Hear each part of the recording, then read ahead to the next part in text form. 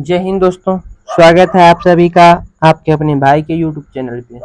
तो नाम क्या बताना है, हर दिन की भांति आप देख सकते हैं नीचे चैनल का नाम, और इसको सब्सक्राइब कर दीजिए फटाफट। तो चलिए वीडियो को करते हैं स्टार्ट। तो देखिए, समय को गंवाना नहीं है। तो वर्ल्ड हिस्ट्री का ये तीसरा वीडियो है, विश्व इतिहास का ये तीसरा वीडियो है। इससे पहले वाले वीडियो में हम जाने थे अमेरिकी क्रांति, ठीक ना, और फ्रांस की क्रांति।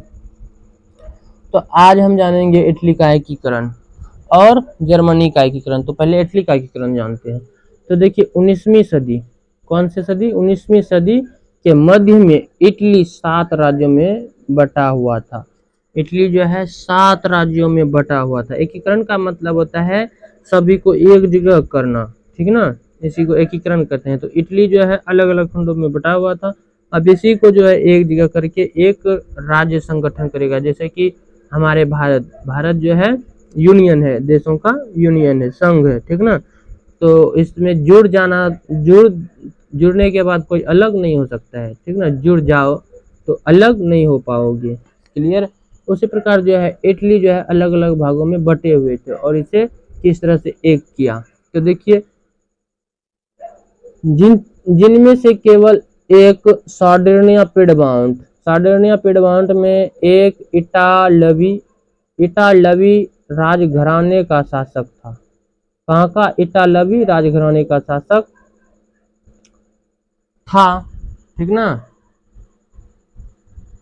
और 1830 के दशक में जो है जियुसेप मैथिसनी ने एकीकृत इटालवी गणराज्य के लिए कार्यक्रम बनाया और यंग इटली नामक एक गुप्त संगठन की स्थापना की। यंग इटली नामक कौन?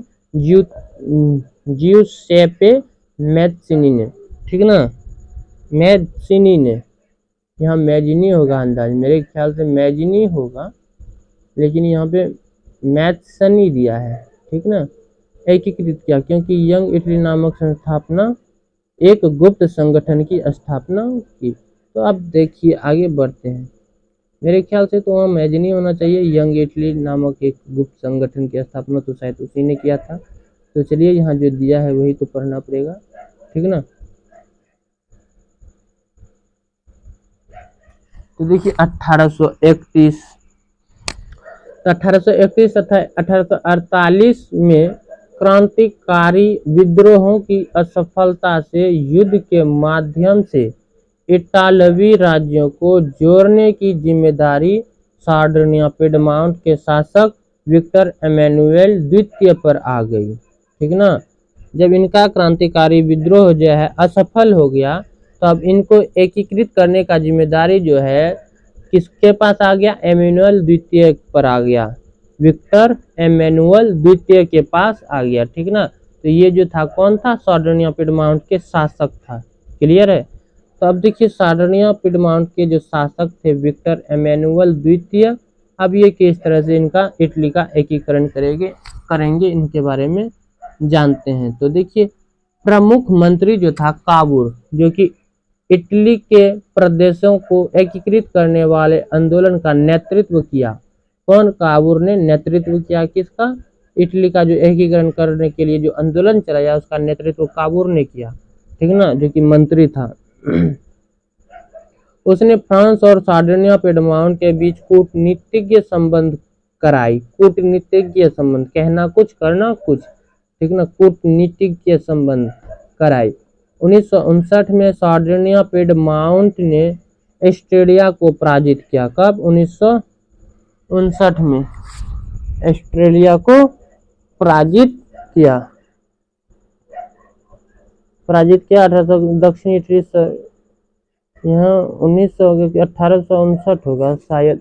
आप लोग गूगल पे सर्च कर लीजिएगा, ठीक ना। यहाँ मेरे ख्याल से 1859 होना चाहिए मेरे ख्याल से। बाकी आप लोग सर्च कीजिएगा कि सार्डिनिया पिडमाउंट ने ऑस्ट्रेलिया को कब पराजित किया था, ठीक ना। ये सर्च कीजिएगा तो अपने आ जाएगा। यहाँ पे दिया हुआ है 1959। 1959 में सार्डिनिया पिडमाउंट ने एस्टोरिया को पराजित किया, तो मेरे ख्याल से 1859 होना चाहिए। उसके बाद 1860 में जो है दक्षिणी इटली और सिसिलियों के राज्य में प्रवेश कर गए और स्पेनी शासकों को हटाने में सफल रहे। 1860 में ये सफल रहे, ठीक ना। तो एक बार आप लोग सर्च कर लीजिएगा। अब आगे बढ़ते हैं। इस तरह से जो है विक्टर एमेनुअल द्वितीय, ठीक ना, विक्टर एमेनुअल द्वितीय। 1861 में जो है एमेनुअल द्वितीय को एकीकृत इटली का राजा घोषित किया गया। अब विक्टर एमेनुअल को जो है इटली का एकीकृत जब इटली को एक में संगठित कर लिया तो इनका राजा जो है किसे घोषित कर दिया गया? विक्टर एमेनुअल द्वितीय को, ठीक ना। कब? तो 1861 में इसे राजा घोषित कर दिया गया, ठीक ना। अब देखिए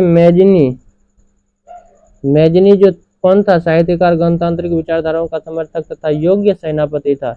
अब देखिए मैजनी इटली के उन महानतम नेताओं में से था जिन्होंने इटली के एकीकरण के लिए अपना सर्वस्व बलिदान कर दिया। ये ऐसा आदमी था मैजनी जो इटली के एकीकरण करने के लिए अपना सब कुछ त्याग दिया, ठीक ना, बलिदान में दे दिया कि सिर्फ इसे एक ही लक्ष्य दिखता था, इटली का एकीकरण, ठीक ना। तो इस तरह से इटली का एकीकरण कंप्लीट हुआ और इटली का एकीकरण होने के बाद जो है विक्टर एमेनुअल द्वितीय वहाँ का शासक राजा घोषित हुआ 1861 ईस्वी में। अब इधर देखिए जर्मनी का एकीकरण, इटली का एकीकरण खत्म हो गया, अब जर्मनी का एकीकरण। तो जर्मनी को भी उसी तरह से जो बटा हुआ था अलग अलग भागों में, इस तरह से, तो इसे जो है एक करके एक बना देगा, कि बटे हुए भागों को सिर्फ एक भाग बना देगा। क्लियर है? तो चलिए देखिए 19वीं सदी के जो मध्य हैं, 19वीं सदी के मध्य, ये भी 19वीं सदी के मध्य में राष्ट्रवादी भावनाएं जर्मनी के मध्य वर्गीय लोगों में उभरी। राष्ट्रवादी भावनाएं का मतलब होता है राष्ट्र के प्रति कुछ विचार रखना, सोचना, और सिर्फ राष्ट्र से ही रिलेटेड हो, उसी को राष्ट्रवादी भावनाएं कहते हैं। तो जर्मनी के मध्य वर्गीय लोगों में उभरी। जर्मनी उस दौरान कई छोटे राज्यों में विभाजित था और जर्मनी जो है उस टाइम कई छोटे राज्यों में विभक्त था, ठीक ना, कई छोटे राज्यों में विभक्त है। इसीलिए 1848 में जर्मनी महासंघ के विभिन्न क्षेत्रों को जोड़कर एक निर्वाचित संसद द्वारा शासित राष्ट्र राज्य बनाने का प्रयास किया गया। कब? तो 1848 ईस्वी में, ठीक ना। तो और 1861 में जो है 1861 में प्रसा का राजा विल्हेम ने बिस्मार्क को अपना प्रधानमंत्री नियुक्त किया। कौन? राजा विल्हेम बिस्मार्क को जो है अपना प्रधानमंत्री नियुक्त किया 1861 में। प्रधानमंत्री बनने के उपरांत बिस्मार्क ने जर्मनी के एकीकरण के लिए प्रयास तेज कर दिया और जब बिस्मार्क प्रधानमंत्री बना तो यह काम को तेजी ला दिए, एकीकरण करने के लिए जो कार्य आंदोलन करे थे उसमें तेजी ला दिए। अब देखिए होता क्या है, जब इनकी तेजी हो जाता है तो 1800 तेजी ला देते हैं, तेज कर दिया। तो देखिए आगे जर्मनी के एकीकरण में जो है सबसे बड़ा बाधक था एस्टोरिया, क्योंकि एस्टोरिया का हस्ताक्षर था उन पे, ठीक ना। एस्टोरिया सबसे बड़ा बाधक था। बिस्मार्क ने प्रसा की सेना और नौकरशाही की मदद ली। 7 वर्ष के दौरान एस्टोरिया, डेनमार्क और फ्रांस से 3 युद्धों में प्रसा की जीत हुई और इस तरह जर्मनी एकीकरण की प्रक्रिया भी पूरी हो गई। इस तरह से 7 वर्षों में पूरी कर ली, ठीक ना। तो जनवरी 1871 में जो है वायसराय, ठीक ना, वर्साय में हुए एक समारोह में प्रसा के राजा विलियम प्रथम को जर्मनी का सम्राट घोषित किया गया, ठीक ना। जर्मनी का विलियम प्रथम को जो है जर्मनी का सम्राट घोषित किया गया 1861 में वर्साय में। और मार्च 1871 को जो है नया संविधान घोषित किया गया, जिसमें जर्मन एस्ट्रिया को छोड़कर दक्षिणी जर्मनी के समस्त राज्य जर्मन में मिला लिए गए। इस प्रकार जर्मनी का संघ या राज्य का रूप धारण कर लिया। इस तरह से जर्मनी का भी एकीकरण क्लियर हो गए, ठीक ना। उसके बाद प्रथम विश्व युद्ध के बारे में पढ़ेंगे। अब प्रथम विश्व युद्ध के बारे में अगली क्लास में पढ़ेंगे, ठीक। इस वीडियो में इतना ही, मिलते हैं अब अगले वीडियो में। जय हिंद, जय भारत।